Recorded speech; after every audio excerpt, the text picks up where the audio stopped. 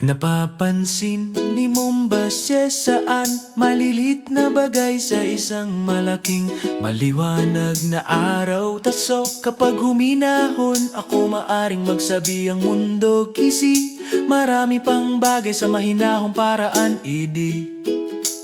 Unang talutod, subte mawagintod. Nakikita ko ang isang langgam sa paikot-ikot na daan. Isang maliit na dahon ang bumubuo ng malutong na tunog niya. Ang mga ibon sa taas ay kumakanta ng malumanay at malinaw Kapag nakikinig ako ng mabuti, ang mundo ay parang malapit piyad. Napapansin ko, gamit ang bukas na mga mata. Maliliit na himala, malaking sorpresa to kapag tumitingin at nakikinig. Ang mundo ay tila kaaya-aya, payapa at malinaw Ikalawang talutod, nakikita ko ang kaibigan na nagsisikap. Nahimik kong nararamdaman ng kanyang damdamin dro.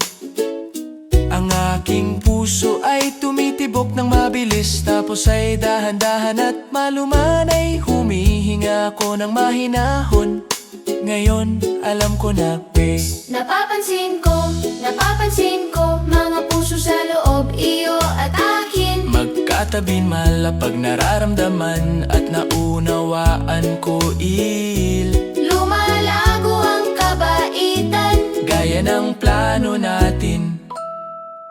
ang araw ay bumababa, ang langit ay nagiging gintong kulay. Nagpapalit ng kulay ang mga dahon, Matapang at maliwanag at naglalakad ako sa sariling hakbang. Hindi mabilis o mabagal dito tayo magkasama, sabay tayong lumalakid at